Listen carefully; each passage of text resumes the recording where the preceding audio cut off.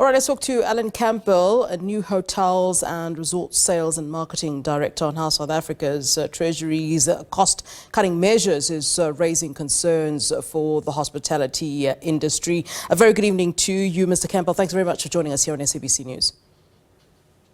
Good evening, Flo. Thanks for having me. You're most welcome. We'll get to the topic of what we called you here for, but I want to talk about, the Deputy Minister of Tourism, Fish Mathalela, saying that the tourism industry needs to flip the script and drive clear destination marketing to reach its envisioned target of 21 million international arrivals in 2023.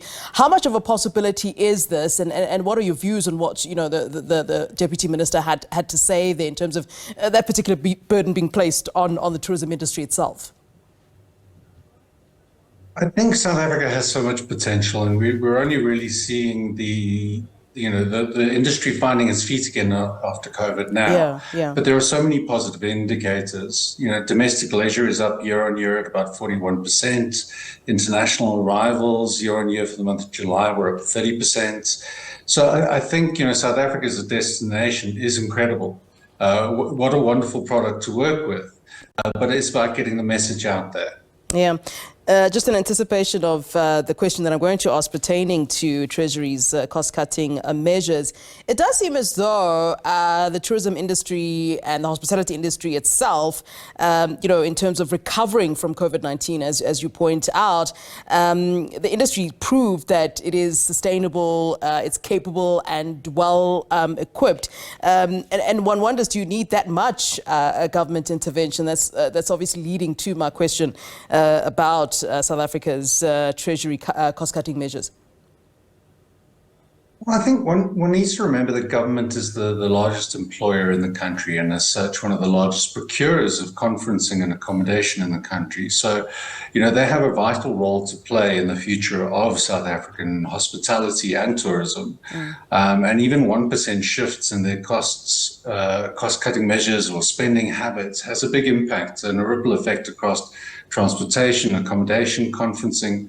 And I think it's important to note, we're not talking about champagne and caviar kind of government spend. That really doesn't exist.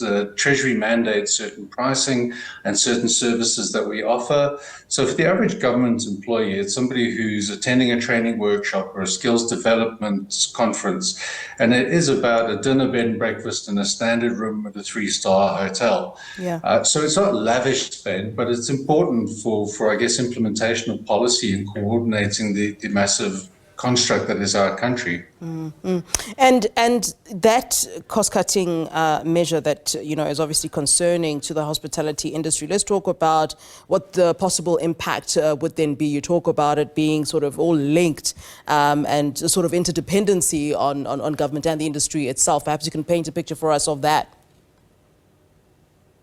Well, I think first and foremost, it's important to say that as a taxpayer, I fully support any effort by government to be more fiscally responsible and cost-cutting. If that's the answer, that's the answer. We'd like more consultation in the process of getting to the right answers and a more balanced solution. But we certainly support the initiative. I think what's important to note, though, that, government coordinating on the ground activities is crucial for the country to run effectively. And we pride ourselves on the part that we play in that. Yeah.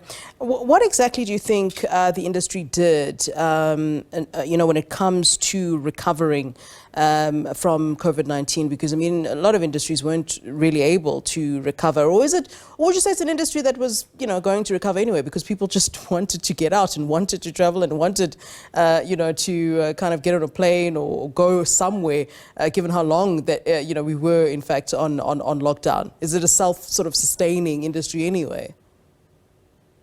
I think the industry is very resilient. I think the product we have to work with is incredible, but COVID was extremely tough. And a lot of parts of the industry are still very much recovering.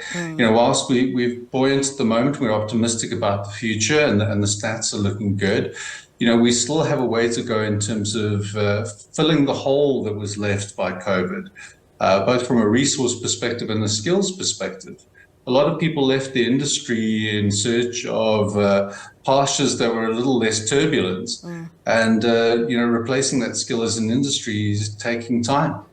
All right. Thanks very much for giving us your time. Alan Campbell, ANEW Hotels and Resort Sales and Marketing Director, of course, talking about the concern from the hospitality industry on SA Treasury's cost-cutting measures.